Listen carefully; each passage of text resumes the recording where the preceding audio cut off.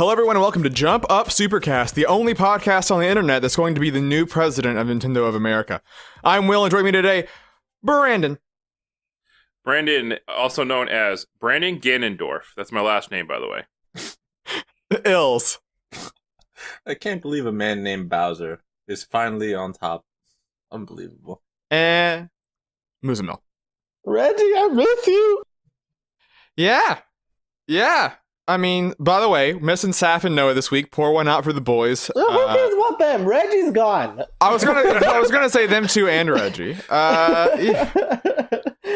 Can we trade Saf and Noah for Reggie coming back? I love those boys, but that would be a hard deal to turn down. He needs to do something now, right? Maybe he'll get bored and in his retirement. Reggie, what are you gonna do in retirement, man? Just come join the Jump Up Supercast. Yeah. You're no longer once a week. We're already here. The thing is, he declined our request because as a executive of Nintendo, he's not allowed to comment on these matters, But now he's free. Now he's good to go. Oh, that's true. And he loves playing video games, so he can join the game club too. Oh yeah. That's the only reason why he declined our request. Yeah, I think so. Yeah, so I mean, we already alluded to it. Let's briefly give credit to the man because there's a lot to get to actually in the news this week now. But Reggie, this is recorded on Thursday, or a couple hours ago. We get a tweet from Nintendo, maybe Keeley broke it, either way, saying Reggie is stepping down as the president of Nintendo of America. Reggie Fils-Aimé, I guess, for those of you who don't know the full name of the man. He's been around for 15 years, give or take. He famously premiered in 2004 at E3 to the public, saying that he was about kicking ass and taking names, and that Nintendo, they were about making games. And I think it's worth mentioning that we live in a culture now that is where people almost view their console makers and the people behind them as these almost friendly figures.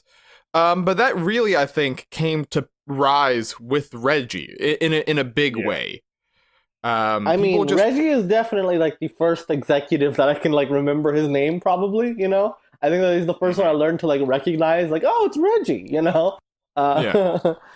Yeah.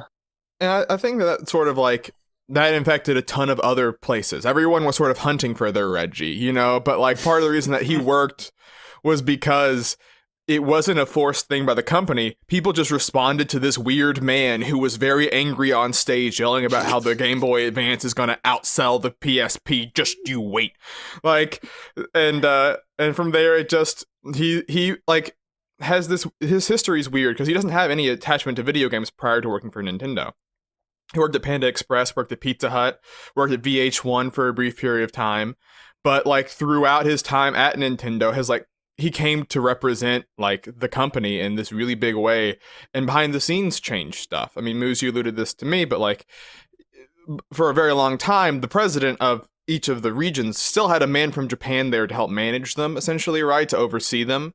Yeah. Reggie was the first ever president of Nintendo of America and Nintendo of Europe of any non-NCL region to not have that. He would directly, as of 2013-ish, I guess, he would directly report to Nintendo's global president, Whereas before Reggie, it was and even for a lot of Reggie's career, it was the head of NOA would have a middleman between them and NCL. It's crazy that Reggie was able to, become such a force at Nintendo that he was literally the head of NOA, There was nothing between him and Japan, which is crazy for Nintendo. What a weird way to phrase that sentence. Well, nothing between him and Japan. Well, besides an ocean, there's nothing in between. And so, I mean, I think it's just worth mentioning that, also, he was... there was no reason that he should have stuck around during the Wii U era, besides personal attachment to the company, besides a sense of loyalty. Solidarity, that's sort of the thing. You get the vibe that he quickly sort of actually felt as though he bought in besides just being a corporate guy. Because there was no company bonuses during the Wii U era. Iwata famously slashed his own pay for the year that Nintendo didn't have any profits because he didn't want to cut people. But all the other executives also took pay cuts along the way. And there was no reason for Reggie to not want to jump ship. but he didn't. He stuck it through to where things are going now, well for the Switch and well for Nintendo. And he's, like Brandon alluded to, leaving it in the hands of Doug Bowser, who, God, what a last name. Incredible. It's They, fake. It's I kismet. wonder if this guy literally rose amongst the ranks because of his last name. Because man, I mean, let's hope not. Let's hope he actually. no, I'm sure he's great at his job, and I've heard great things about him in general. But it's just funny, like, I mean, a guy named Bowser is, It's- Is Yeah, now the that's head of Nintendo of insane. America. It couldn't be more perfect. yeah. He's a secret plant for the Koopas. You don't know it. Yeah, but I mean- sorry, go ahead. I mean, like, we're just like losing all our guys now. I mean, Iwata, Jesus Christ, I miss Yeah. Iwata every time a direct comes on, and then Reggie. Now, the old And like even guards. Miyamoto, he's still at the Yeah. company, but he's not forward facing anymore. He doesn't show up in directs and stuff. That Yeah. Reggie was kind of like this last bastion of like old the old Nintendo, guard. I guess. Yeah. And yeah, it's kind of sad. It really is like an end of an era in a lot of ways. It's like this is truly like a new chapter for Nintendo. Like they have a new global president. The people we see in directs are different now. Reggie was kind of like the last man standing, and now that he's gone, I'm still excited for Nintendo as the company, of course, but it is a little sad. He was a meme machine. Yeah. He was the best of Yeah. us. Yeah, we'll miss him. And it's funny because Reggie in particular rose up to be kind of like this face of the company, right? Like, Yeah. it's like Nintendo's icons are Mario, Link, and Reggie, like... Whoa. I mean, he got to be. Pikachu. I mean, there's Pikachu, but like he was trending #1 today worldwide on Twitter, right? Like there Good was for him. a ton of people that I know that aren't in the video game space that like sort of like, oh man, like I'm gonna miss Reggie, and I was like, you knew who he is? Like I didn't know that you had any idea who Reggie was, let alone that you'd be sad that he was gone. Yeah. So yeah, My heart is not Reggie. oh yeah. It's gonna be the first E3 I've ever watched without him in it this year, so we'll see. It's gonna feel weird. But yeah, so I guess just pour one out for the homie. I mean, he's gonna be very happy seeing his family more often, so don't feel too bad for him. I'm sure. I'm like, this is a good time to retire too. Nintendo's in good hands. I mean, like, it's a good time for Nintendo right now. Perfect time to like transition, and it's just, I'm sure he deserves the time off. Enjoy retirement, Reggie. Yeah, Yeah, he went out on top. Yeah. The Switch doing great. Was like the best quarter ever or whatever. had the best January of the console generation so far. Yeah. I think it's also worth noting that like Doug Bowser in particular, he is someone who was head of the Switch marketing in Yes. North America, and North America has been overperforming for Switch by a huge margin. So clearly, like NOA is in good hands. Like I mean, the other day I just looked up a bunch of really bad Wii U ads. And just because they were not great, and then he came in 2015, I guess, for a little bit of backstory. The one other game company he worked for was EA, but it's actually during the like generation where EA was doing a lot of weird cool things. So like don't hold it too much against them if that your first thought is, oh no, EA guy coming Like into EA Nintendo. EA Sports Big, like that was some cool stuff. No, I mean more like the Dead Space, Mirror's Edge, the like Okay, Riccatello that was stuff. still early last generation. Yeah. It was. Yeah. They hadn't made themselves known for being like the worst in the world. yeah. Sure. But I mean, Reggie came in and he was a Pizza Hut guy prior to being a Nintendo guy. So like, these people rise to the occasion sometimes. But it is, it's also, I think you sort of note that I think Reggie got to Rise pick like his pizza replacement. dough. Oh my God. But Reggie got to pick the replacement, which is interesting because normally the NCL, Nintendo of Japan, would make the decisions there, but no. Oh, that's cool. Yep. That's super cool. So we'll get to see that in the near future. But let's get to some boys. The rumor mill has been heating up these last couple weeks. No Oh kidding. my God. Wow. It's been wild. It's been a wild time. There's like there's stuff that I'm leaving off, but we should get into all this. Sort of ties into a thing we talked about a couple weeks ago. I wasn't around for it, but the Microsoft Nintendo connection is really becoming a focal point. And we'll hit first the thing that's been running for longer.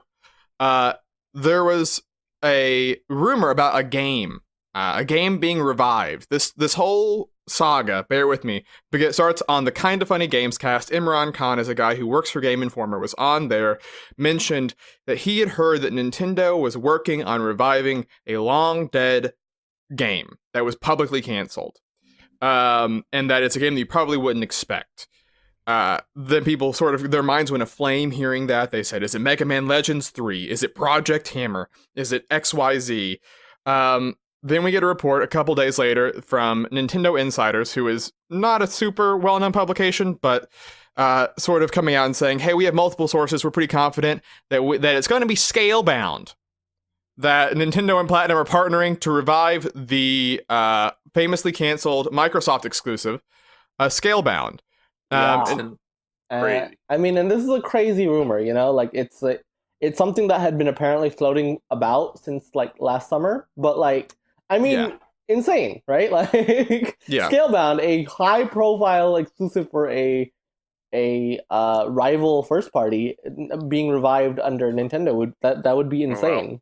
Are they rivals? I mean, we'll get to that. I We'll guess. soon see. But I sort of want to present the case for why Scalebound could work, because I think, and I want to also mention why it could not, because I think that there's people sort of saying one way or the other. There's just not a lot of certainty.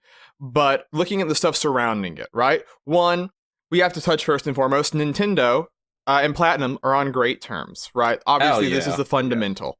They are now, with Astral Chain being announced, tied with Activision for the most games that they've ever partnered with a company on during their time as Platinum, which is sad when you consider the 3 Activision games. Well, no, it would be more than yeah. that now, right? Because it would be Bayo 2, Wonderful 101, Astral Chain, and then Bayo 3. Oh, I guess Bayo 3. Does Sega count for anything? I mean, Sega had 5 with them, I think. Yeah. Did it have 5 or was the 5th? Yeah, they had 5. But still, it's like Nintendo's already Either up way. there. You know, they've already, this is now like 4 Long projects time. in. Yeah. Like, it's, But And that relationship isn't going anywhere, you know? yeah. Like- Going strong, baby. So then also it's worth note that Scalebound was not always going to be an Xbox game. Scalebound was famously a game that Kamiya said was a dream game when he was directing it. And that originally it wasn't on Xbox, it was on Wii, and it wasn't going to star the guy who looks like Dante. It wasn't going to have multiplayer. It was going to star as a little girl and her pet dragon. Then it got turned into the Scalebound we see on Xbox. But there's a non-zero. But you know, famously there was a lot of Microsoft coming in and saying, "Hey, put multiplayer in, put XYZ thing in," which I think partially led to some of the development problems of the Xbox Scalebound. But I mean, clearly it's a game that Kamiya still has in his brain that he wants to work on. And this comes to the biggest point that people have is that there's no way Microsoft would lend this franchise to Nintendo, right? But last year, the trademark, not the copyright, but the trademark for the name Scalebound was lapsed by Microsoft. They chose not to renew it. Now, keep in mind, game companies will renew forever, right? Like, Sega still has Altered Beast. When's the last time they made an Altered Beast game? You know? But Microsoft made the choice just a year after canceling, hey, we'll let it go into the wild. Now, that means that you could potentially buy the rights for the name Scalebound without buying the rights for the game or the work itself done under Microsoft. So there's a chance that Scalebound exists, but looks nothing like the Scalebound that we saw during the Xbox conferences. Yeah, And that's I sort of- mean, like, it's like you know, like you pointed out, like Hideki Kamiya has wanted to make a game of some sort with a giant dragon for years now, right? He's literally called it his dream project. Their partnership with Nintendo is great. Like, it seems crazy because this was originally an Xbox exclusive, but like I think when you dig into it, it's like I think that the only thing holding it back would be like was Platinum, how badly was Platinum burnt out by Scalebound, right? Yeah. Is it still a feasible project? Is it still something that they think that, okay, like it's been some time, all right, now we can work on this again? I don't know, we'll see. But like, I don't think it's nearly as crazy as people are making it out to be, because I think like when you add up Nintendo's great partnership with Platinum, you know, I mean, they're already funding a brand new IP in Astral Chain, right? I don't know why a game like Scalebound would then be so unfeasible, you know? Like, this is a partnership that's going to continue. Kamiya, if he still I think if Kamiya still has the heart to make it, like, I could totally see this happening. I feel like Kamiya is a guy who doesn't let anything get in the way of his dreams.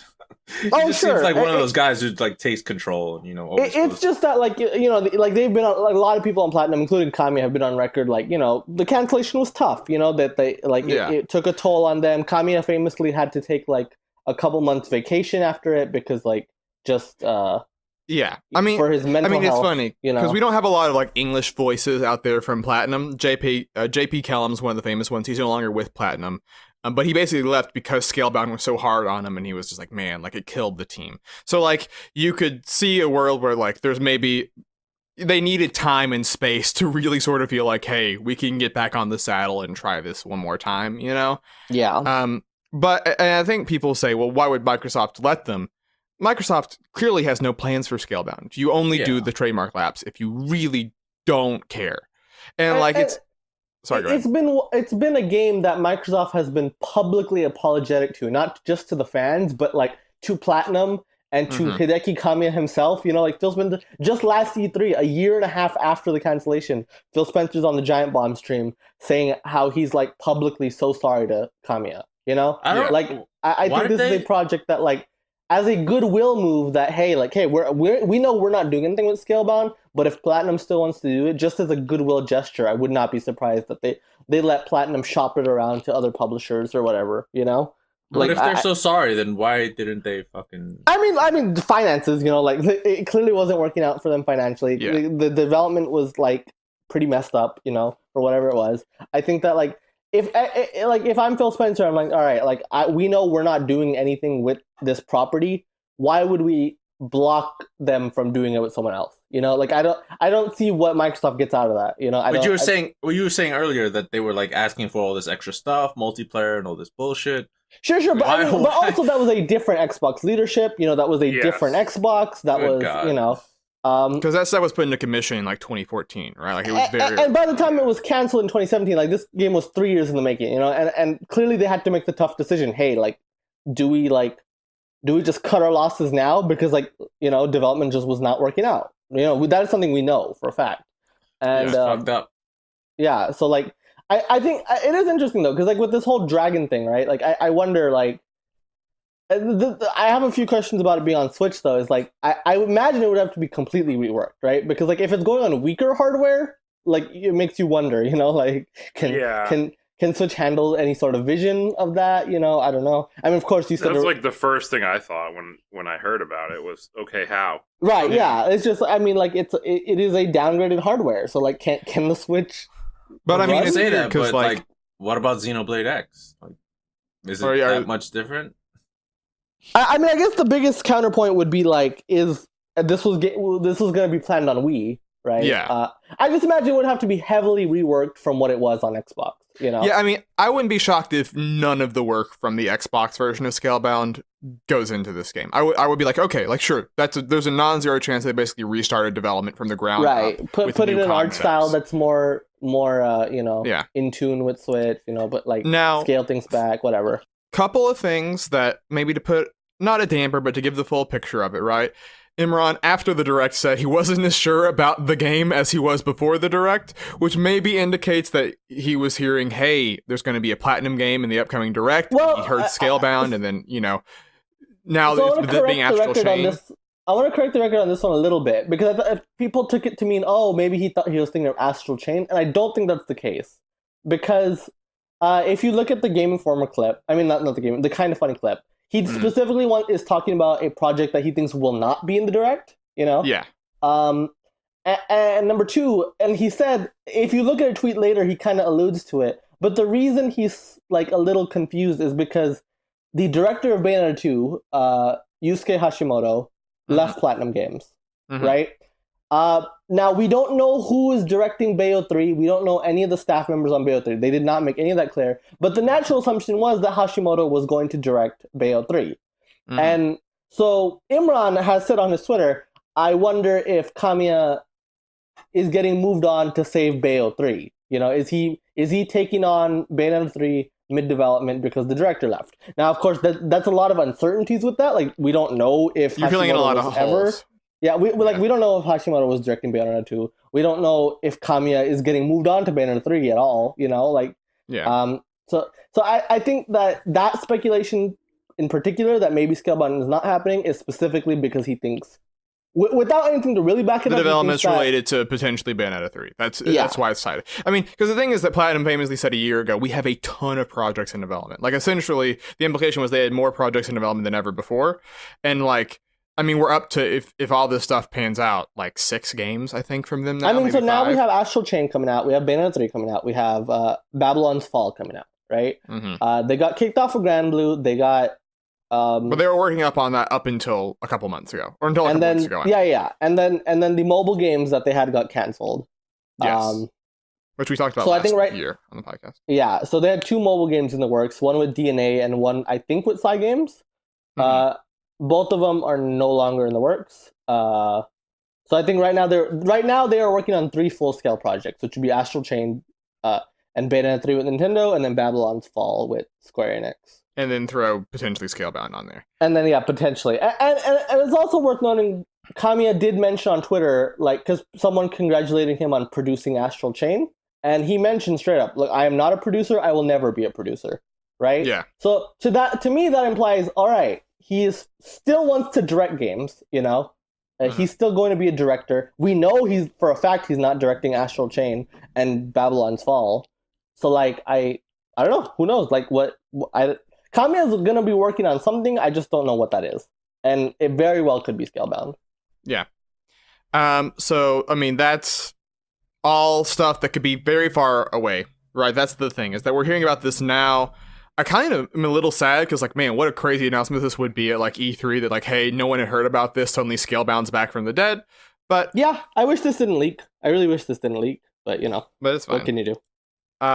But there we go. Let's continue talking about Microsoft and things related to Microsoft and Nintendo, because this one is more hot off the presses, but it's sort of been murmuring for a while, I think, but it's sort of bubbling over that that Microsoft Game Pass, xCloud, all this stuff we've been talking about before, and the relationship with Nintendo is sort of coming to an head by the idea that xCloud streaming will be coming to Switch, and by proxy, Game Pass will be coming to Switch, as well as some games just being natively sold on Switch.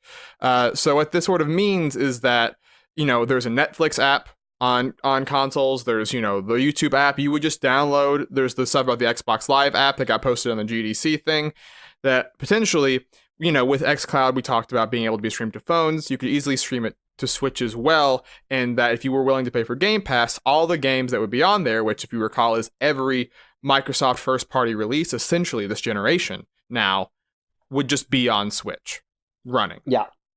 That's crazy. Well, that crazy. sounds fucking amazing, if That's true. This is Yes. this is straight up unprecedented, right? This is like, Yes. I mean, a rival first-party. I say rival once again, and it's like, are they rivals? I don't know. Not anymore. Oh man, somebody's been reading my fanfiction. Because yeah, I mean, I think we should dissect this in a couple ways. Like, what does this mean for Microsoft, right? Yes. And I think party. Well, it's just more way. Party.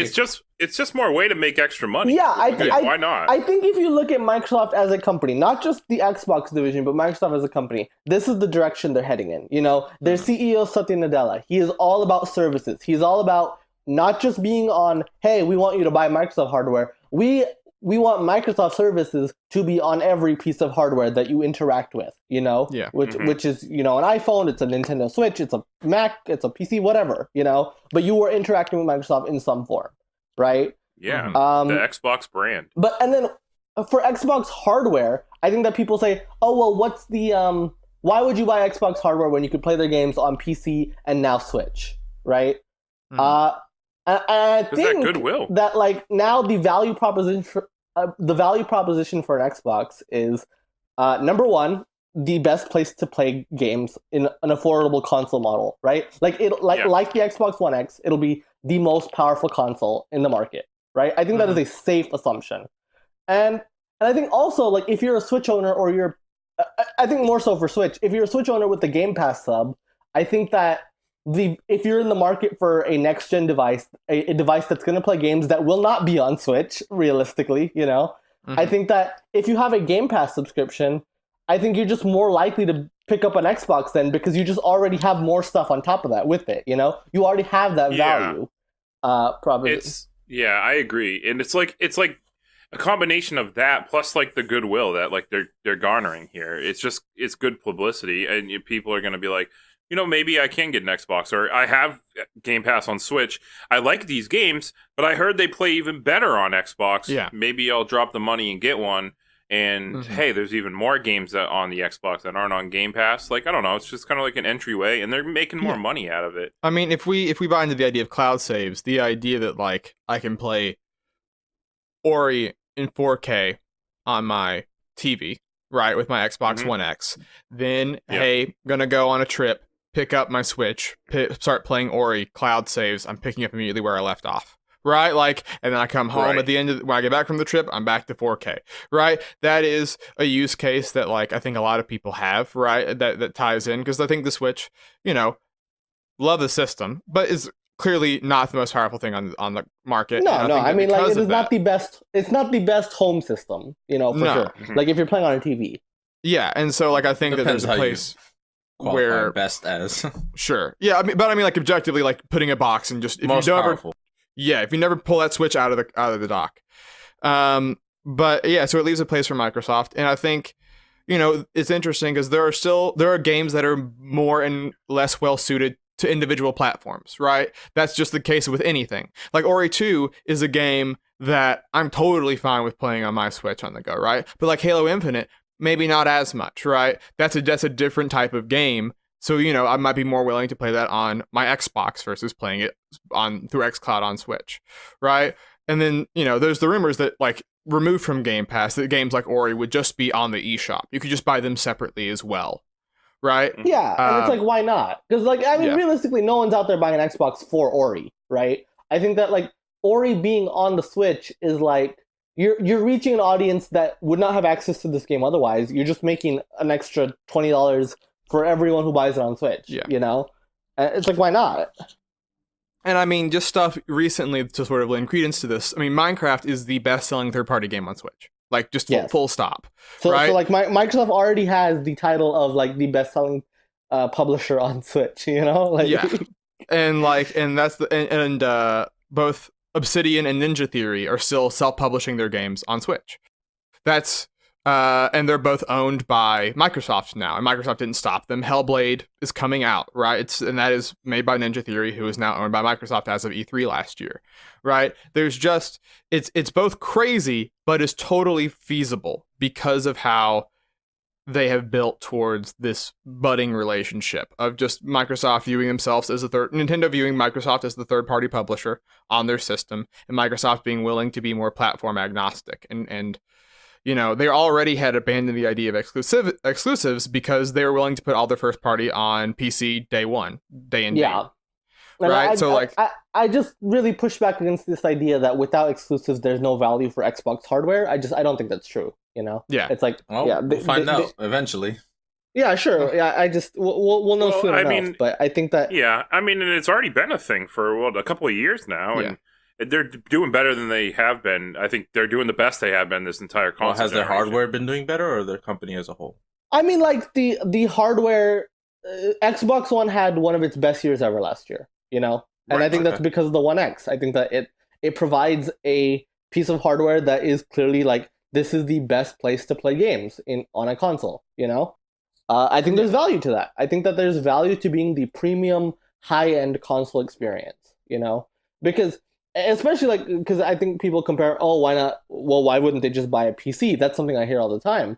But I mean, let's be honest, PCs are still more obtuse. They're still more expensive, as a value proposition too, like a $500 for an Xbox One X is blowing away any $500 computer you could get, Yes, you by far. So it's like, and I mean, I think the thing is that with them not relying as much on the concept of selling their consoles, this actually makes it easier if their consoles don't if they have a generation that is like the Xbox One, where like it's successful, but it's not like a barn burner, right? If they're getting revenue from their games division in tons of other different ways, it means that actually there's less stakes to if a console doesn't do well, that they can keep making them because they're making revenue from tons of other different places. I mean, It's they literally do diversifying. that with Windows, right? Like the Surface computers, you know, like that's not the only way to interact with Windows, right? Nowhere near it. But like the Surface line itself still does well because it's just a good laptop, right?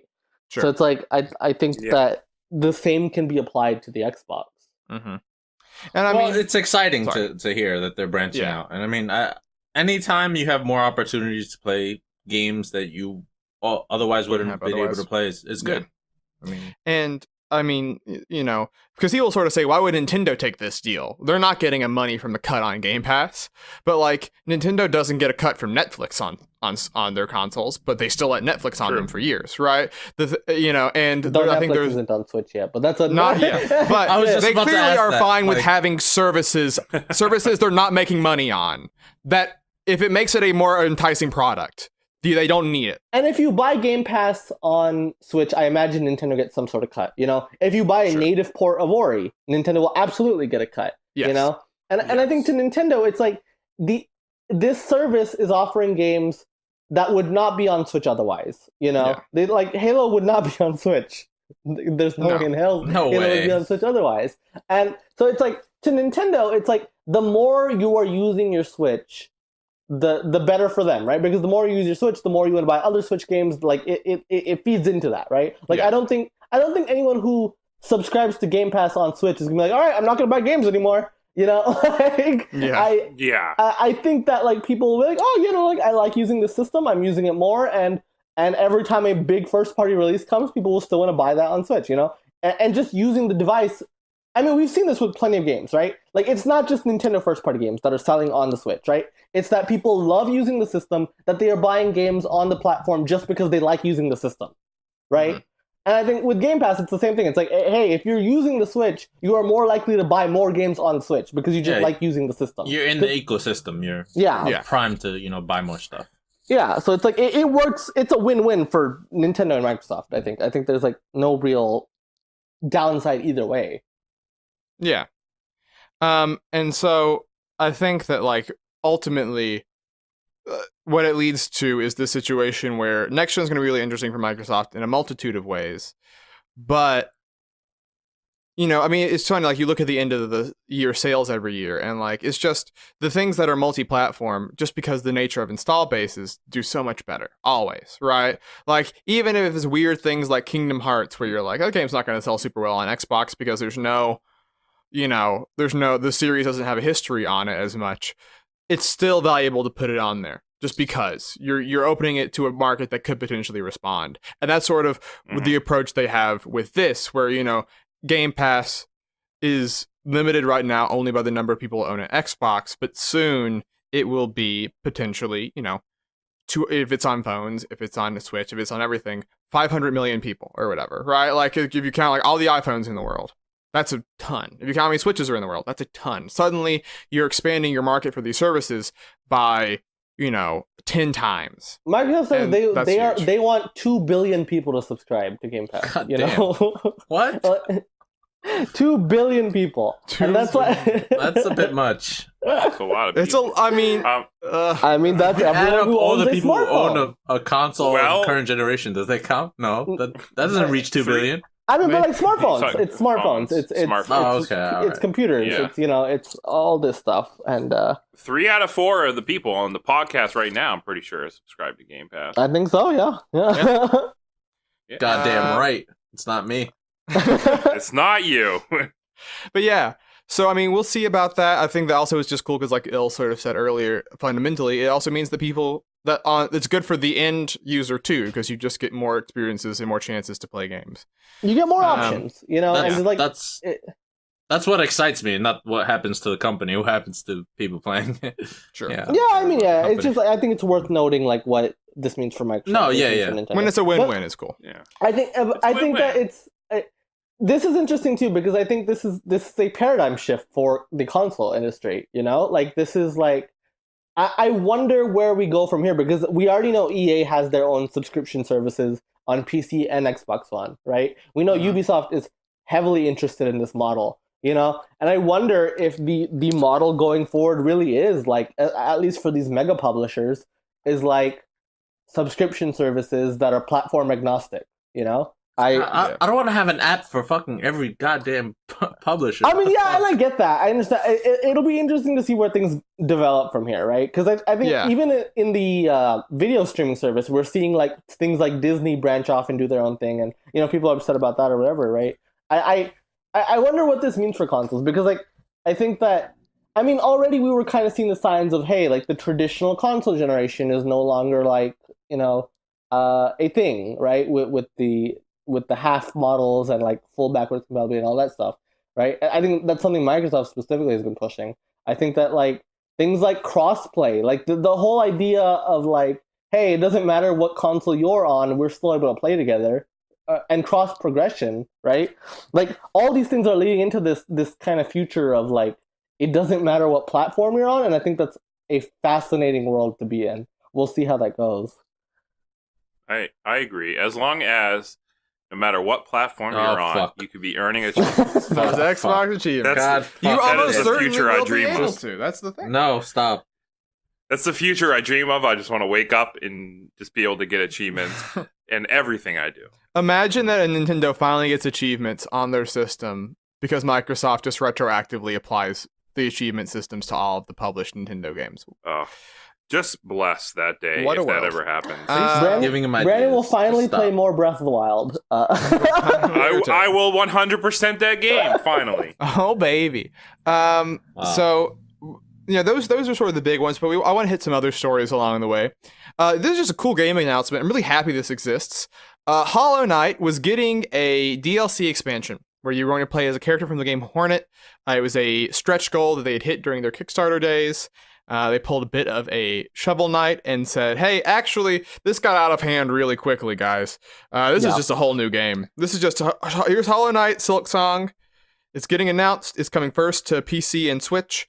And just a whole, they said, they made a point in the trailer to say, the second game from Team Cherry. They wanted to make it incredibly clear this is a sequel. Which, I mean, Hollow Knight is super good. You know, is I think amazing game. Like, you know, you're right, and it's just cool to see a game like this get to continue because. And I think this is like a little bit better than the Shovel Knight model, right? Because Shovel Knight, like, unfortunately, like they had to give all these updates for free, you know, still with King cards.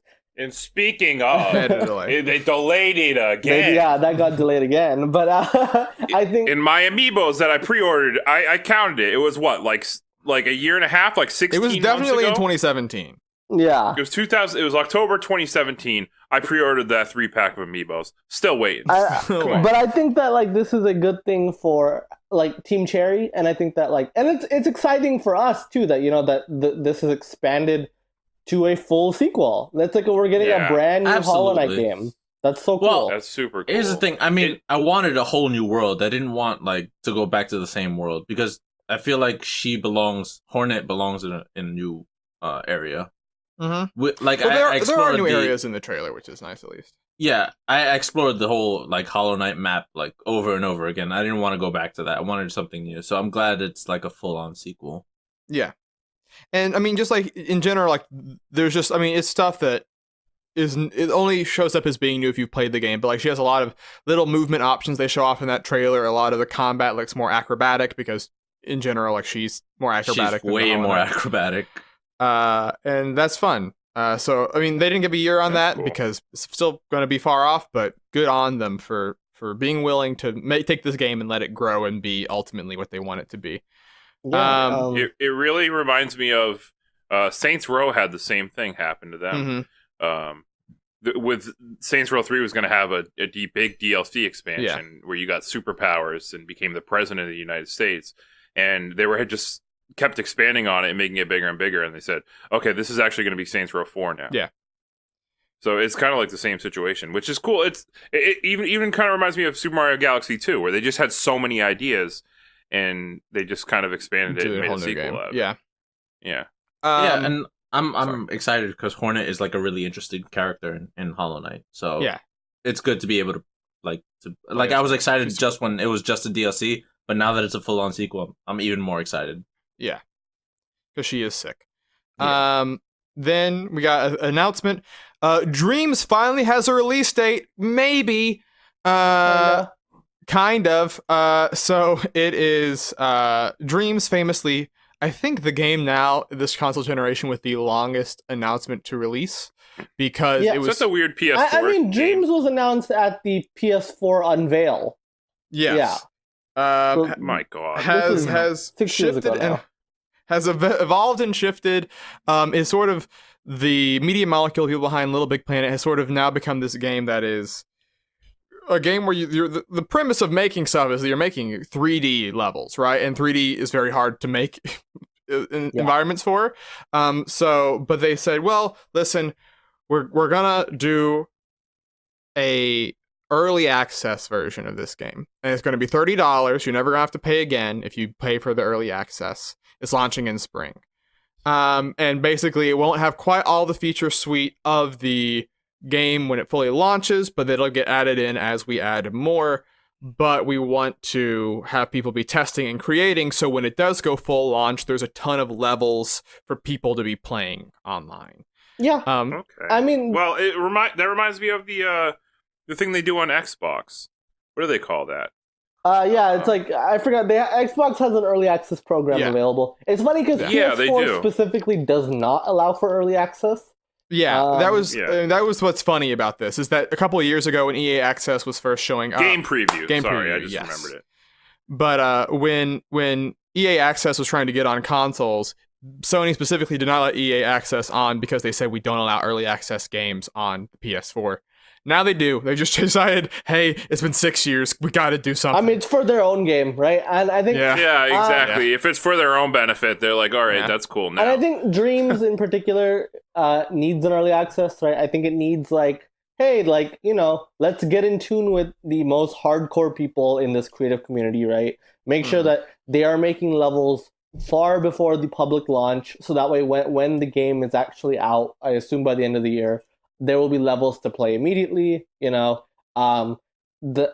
creators themselves will be so much more familiar with the tools, so that when the full release does, also when the full release happens, they will also be able to make better levels, make better games. It just makes sense for Dreams to do this. Yeah.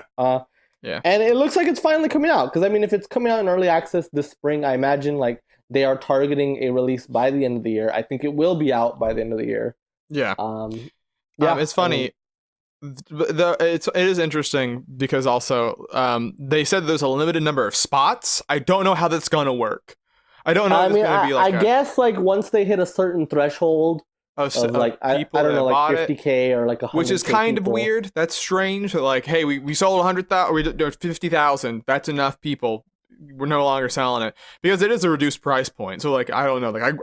If I was interested in Dreams, $30 feels far more reasonable of an ask than 60.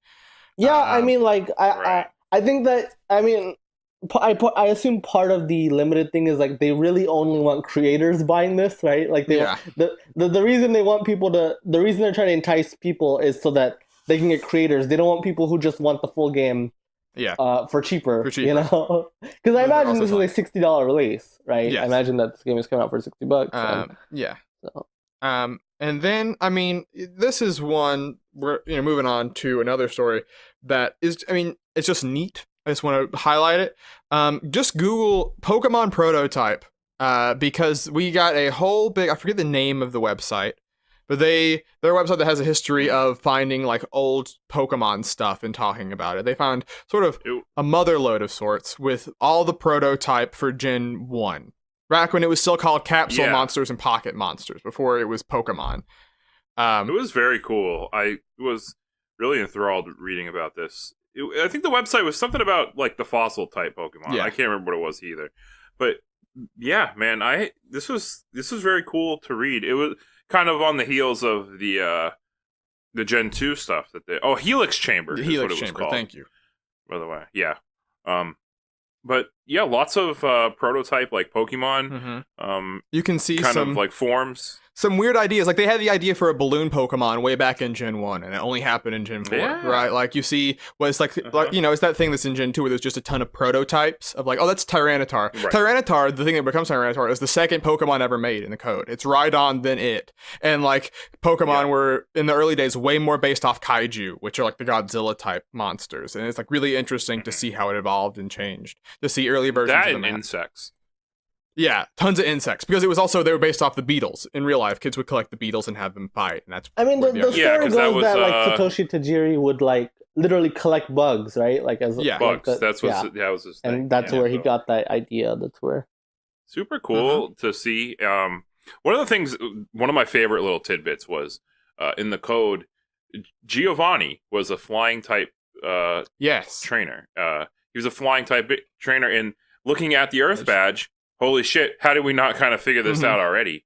It's a feather. Like, it's literally a feather. Yeah. You know, that's the fact that they didn't bother changing it. It's hilarious. to me. Yeah. I mean, we know how like the early days of Pokemon went. You know, like those games were jam packed, but they were also like so rushed. You know, because it was like, all right, we gotta get this thing out at some we have point. to finally. We've been working on this for Yeah. 5 years. We have to finish this game.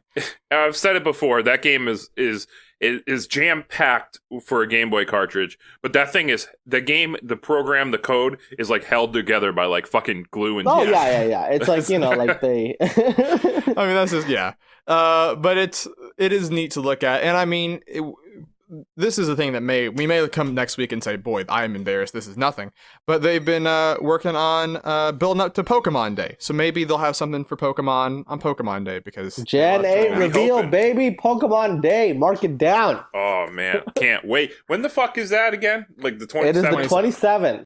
and they've When the fuck are we? they recording? started. Are we? We're recording in time. It'll be on Wednesday. it'll be on and after, Pokemon yeah. Pokemon is on Baby. Wednesday, and we'll be recording on. I hope Thursday. next week we got a big old blowout. Wait, I gotta reveal, deal with man. another fucking day of all this Pokemon talk. Can we just let it die? Yeah, Yeah, you do. you do. Yeah. Oh, you got a whole, Hopefully, you got we'll a see. whole year ahead of you, This is so my friend. stupid. You got a whole damn Can we year. just Yeah. let the of franchise die anticipation. already? Because they've been Please. doing a No. thing on Twitter where like visit You're gonna die first. I Kanto. hope so. They've done 2 so far. Visit Kanto, visit Johto, and they run out of days the day before Pokemon Day. And so you're like, well, I wonder if you're gonna. I saw the Johto one today. Yeah.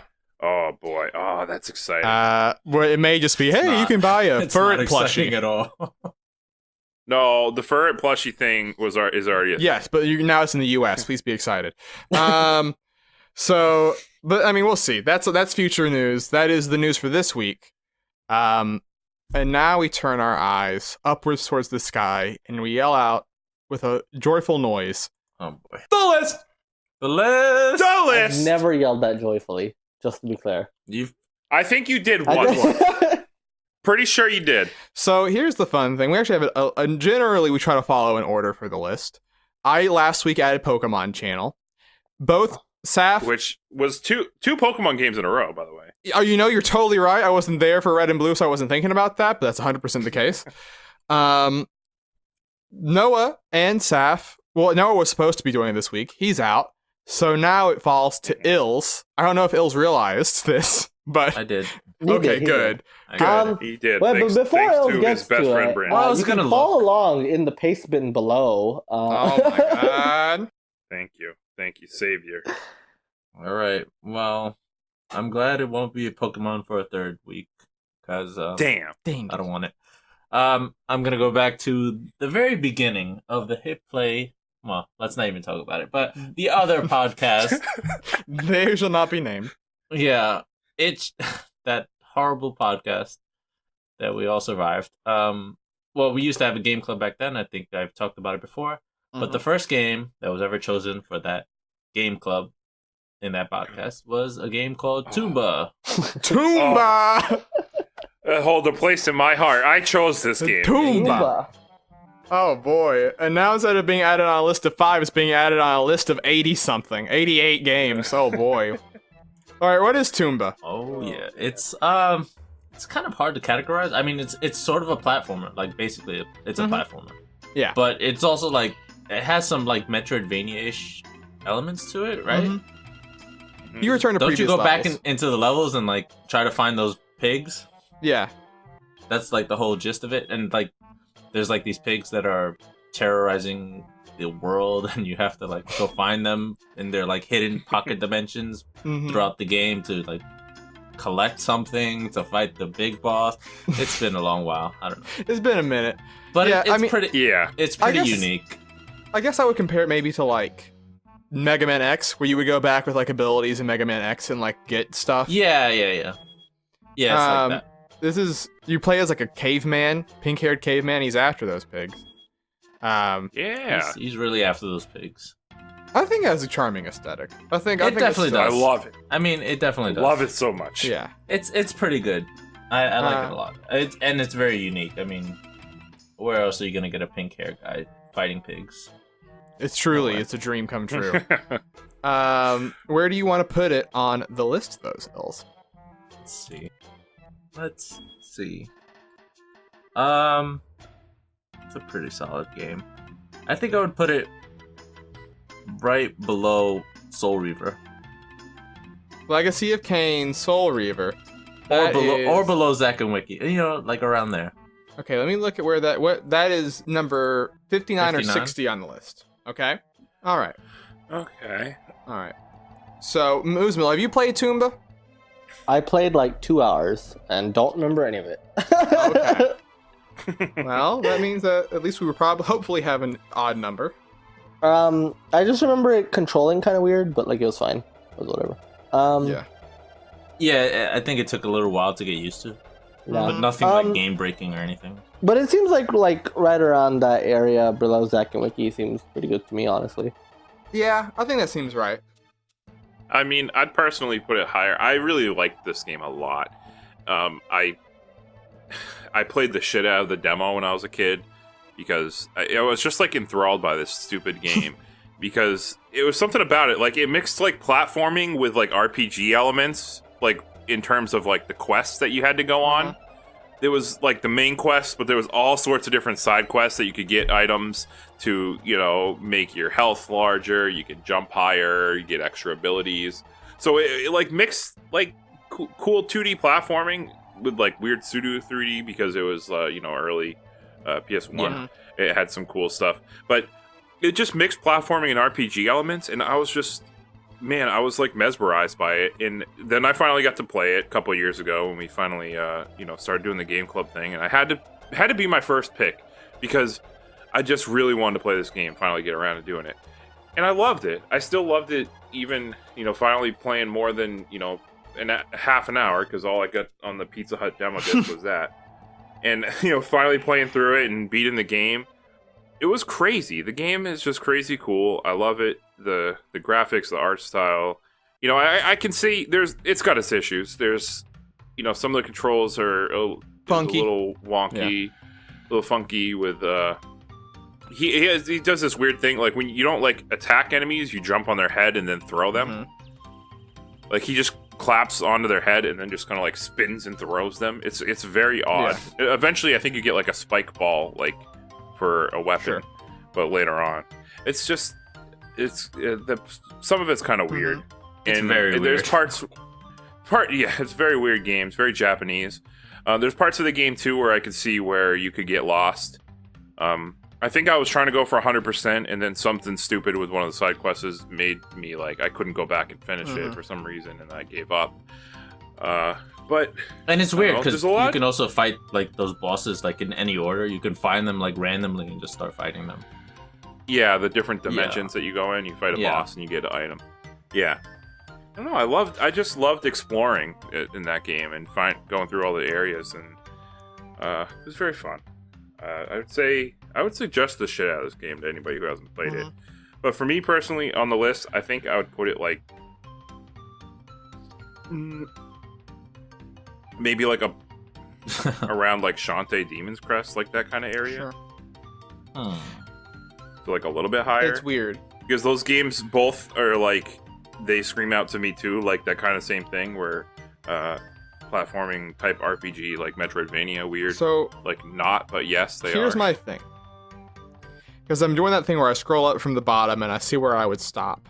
And I stop, hard stop on Alundra. Because I think I like Alundra more than Toomba.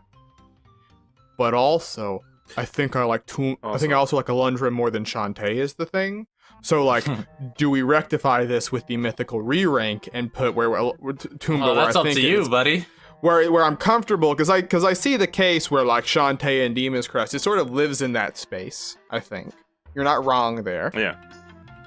but Well, let's not mistake similar games to similar. no, I mean the thing. I I would Yeah. like is to I might put it move that- below Cave Story, though. I would just like to point You out. know, I'd like it to is put definitely Cave Story is also too low. Is the problem? Well, we you know what? No, we fixed that on the last re-rank. But we It was overcorrected. you overcorrected. You did it. No, once again, what did we say? The last re-rank was 34 episodes ago or whatever. Yeah. The list is in a different It's just- space than it was then. It's just funny you pointing out Cave Story so low, and you're. The I will one just who was eternally like, nah, Cave be Story's moving. too high, I will dog. eternally be moving Cave Story. That's all I'm gonna do with my re-rank for the end of time. Makes sense. Let's see. I don't know. Mills, you feel like you're moving anywhere? I mean, better than Oh. Limbo. I would say yes. Damn, man. I feel like. I mean, yeah. I mean, I haven't played Alundra yet, but yeah, I feel like it could go up, but I'm not sure yet. I would be would comfortable say- keeping it I below would say Cave better Story. than Zombies Ate My Neighbor. Yeah. Until Dawn's real cool. Until Dawn's real cool. You're right. I don't really want to put below Until Dawn, but above Zombies Ate My I think Neighbors. below Until Dawn sounds like a good place. Honestly, that feels like a. Just the idea of comparing Toomba until Dawn is like a thought process I never thought. I'd have No, in my but it's head. the, Well, that's you what the gotta do list what the is. list. That's what the list does. Yeah, Say the I feel- phrase. Nature I of the feel like beast. that's a strong place, though. I think that like between right under Until Dawn, above Zombie Ate Yeah. My Neighbors. I think that's a good place for it to be. I'm okay with Yeah. that. Okay. All right. There you go. All right. Thank you for the addition, Ills. Let's see, Brandon, last week I promised you that you would get the final phrase, and I remembered. Great. Why? I have not been thinking about it, so I locked it. I listened to our podcast, so I remembered. Why did you promise well, that? cool. But surrounding it, well, you listened to it too, Brandon. But anyways, 54 Limbo, 55 Until Dawn, 56 Toomba, 57 Zombies Ate My Neighbors, and 58 Alundra. That is the list for this week. Fun fact, the last game on that list of 5, Alundra, was among our first Game Club games, but we will have another Game Club game coming out later this week, a choice by Noah, Oddworld, Abe's Odyssey, New and Tasty. Isn't that next week? It's- When this is uploaded, it's Oh, going to I'm be so on this confused. Thursday. Oh my goodness, Whatever. man! Get it together. It's coming yeah. out this This is Thursday dumb. when you hear It- it. This Thursday. it's dumb. Is the game? We're gonna finally settle the debate. Is the game called New and Tasty Oddworld Abe's Odyssey, or is it called Oddworld, Abe's Odyssey New and Tasty? Where you find out. I thought on it was this- on Oddworld this New and episode. Tasty. Well, There's a third party What is it candidate. called? Oh my goodness. What a mess. But we'll find out then. Until then, you can make sure to not miss that episode by following us on Twitter, on SoundCloud, and on your streaming podcast service of choice. In addition, all of those with the URL twitter.com/jumpupsupercast, soundcloud.com/jumpupsupercast, and I don't know how you link to a podcast app, but it's fine. We are also, Brandon, Saf isn't here to ask you, but have you made the Oh, Gower boy. Plains yet? Have I? Have I made it? You know what? In order to find out, you're gonna have to go to twitch.tv/jumpupsupercast. Yeah, but what if I don't want to tune in Yeah. unless I have explicit knowledge of where you're at?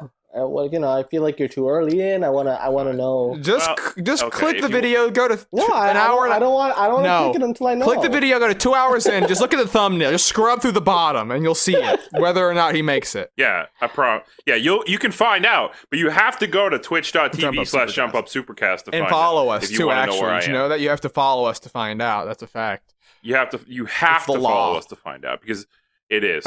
So, The mystery will never be solved unless you do that. but that is the podcast for this week. I want to thank you all for listening. And now, Brandon, a week late, your final phrase. Hey, I just want to say, Toomba, it's a PS1 game. It's real good. Go play it. Also, Toomba 2. Maybe we're going to play that game soon. Who knows? Oh, But the boy. only way you're going to find out is to hit that subscribe button and follow and listen to the Jump Up Supercast, baby!